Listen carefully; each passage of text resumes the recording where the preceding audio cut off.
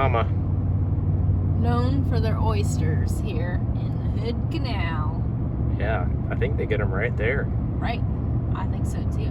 Charge a premium for that. Yeah, I missed the camera opportunity, but they have a pile of oyster shells out there. That's huge. Huge. Oh, that's beautiful. There it is. Along the 101. Some fall colors. Just hard to beat. It's early October and fall has arrived in the Pacific Northwest, signaling for us to start working south for winter. We have our sights set on exploring southern Utah and northern Arizona before heading back to Missouri in November, but today we're soaking in the scenic drive along the Columbia River Gorge in North Oregon, a first for both of us.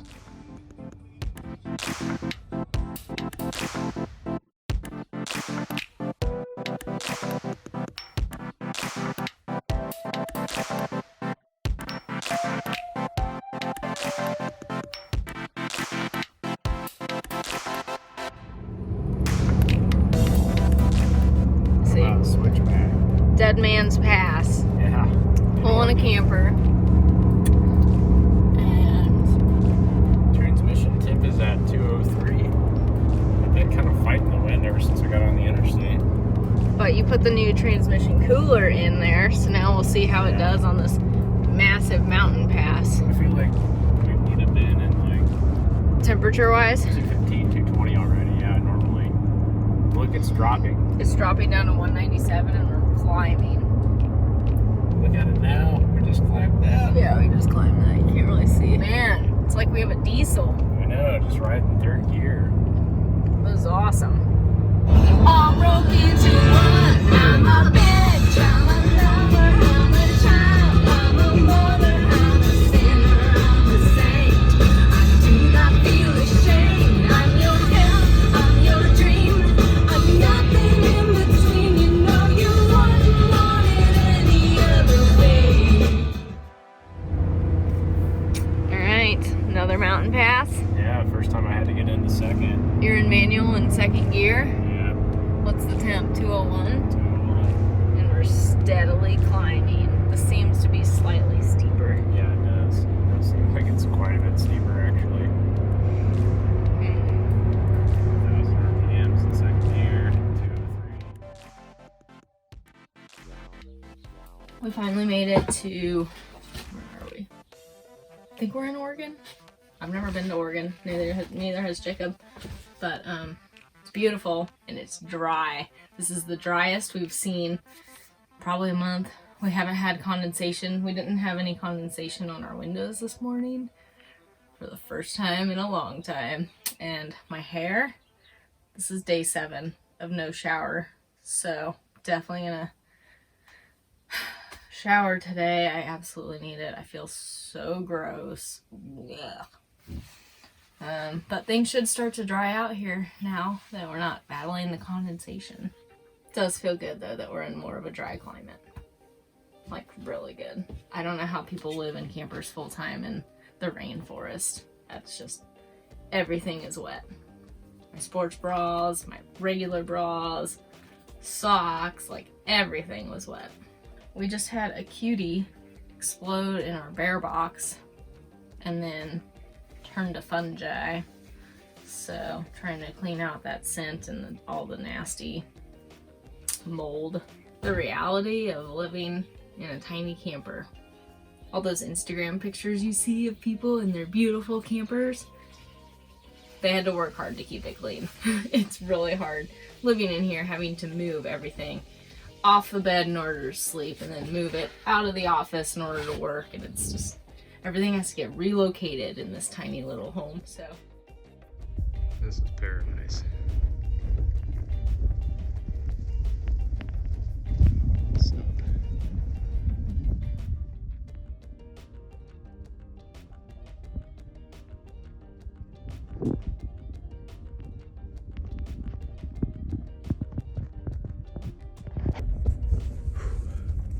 Stasia and I just did a morning run. Now I'm out on the sup. A little workout in. Wear my life jacket, of course.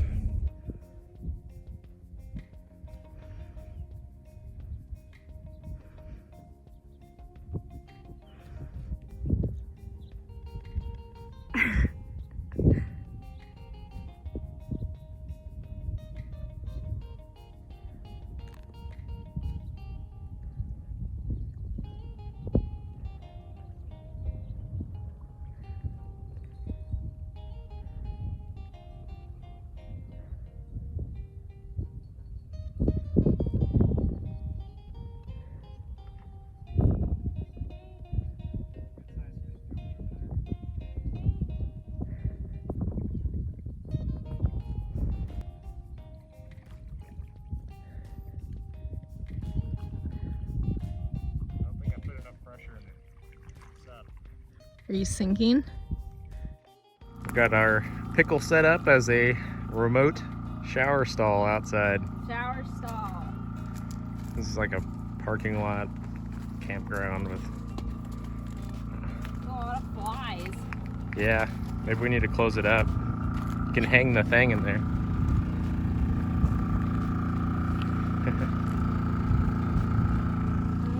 Perfect.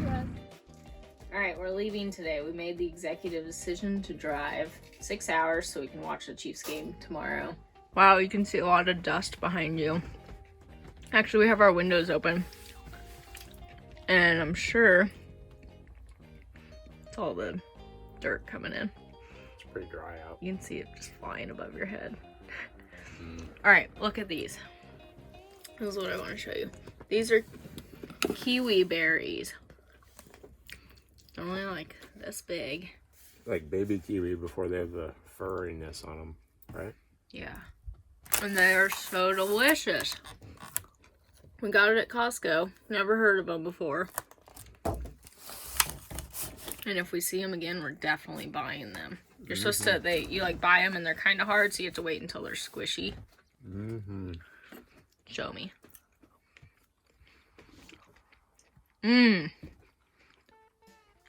So today I took the generator cover off and I noticed like it was kind of caught underneath the generator, and I had to lift the corner so that I could get the cover uncaught, which made me realize that the rack has loosened up a little bit. Our generator rack? Yeah.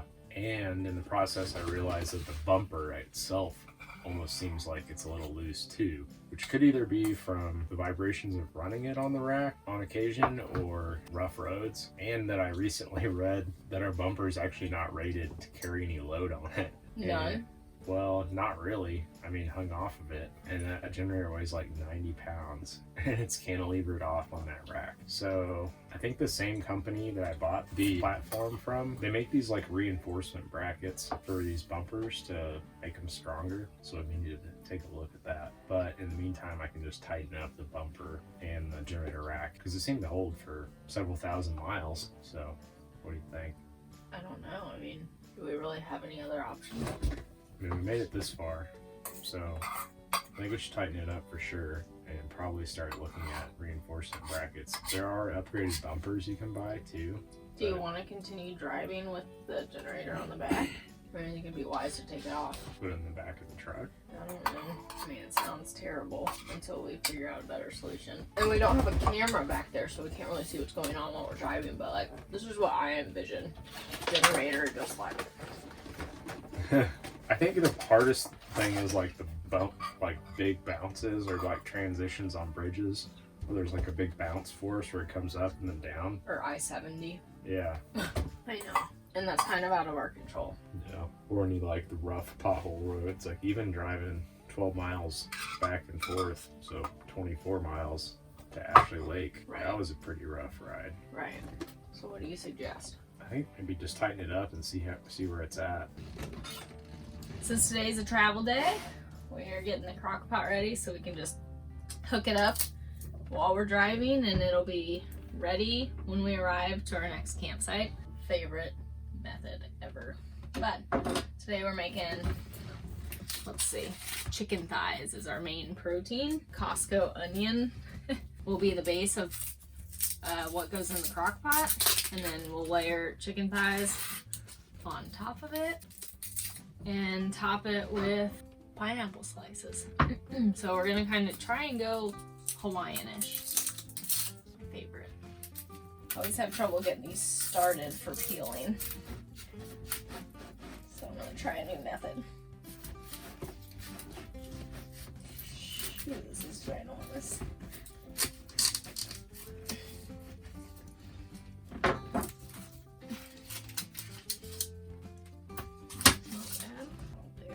Alright, favorite way to cut an onion. Watch this. Hold it downward. And you get these nice little onion wedges that cook down perfectly in a crock pot or even when you saute them.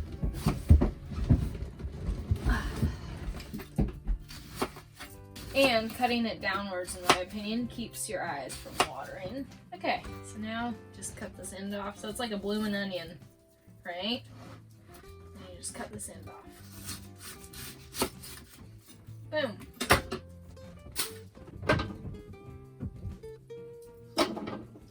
Oh man, here comes the burn.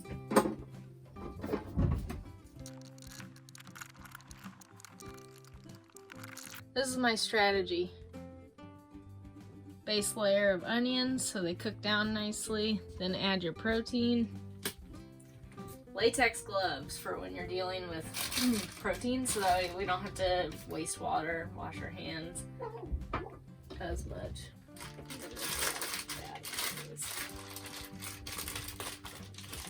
So these are chicken thighs. They're really fatty. Holy cow, look at all that. I guess it's chicken skin, right? I'm just gonna go ahead and like some fatty chicken. It really grosses me out. Oh, it's so disgusting.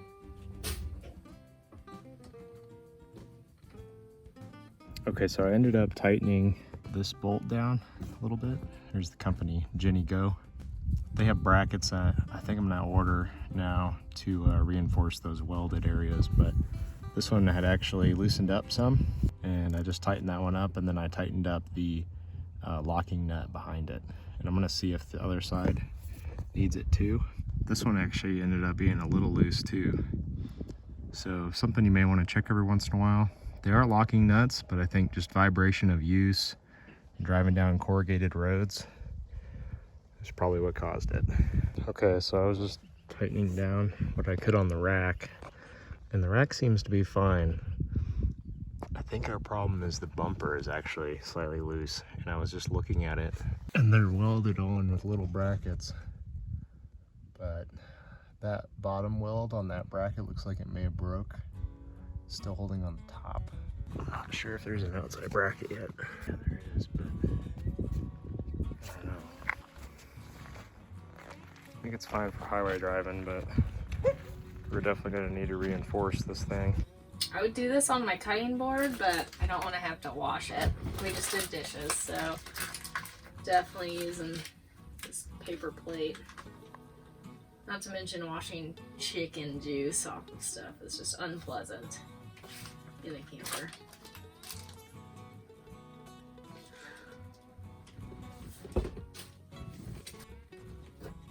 Last one. Alright, calling it good. That is really tiring. Whew.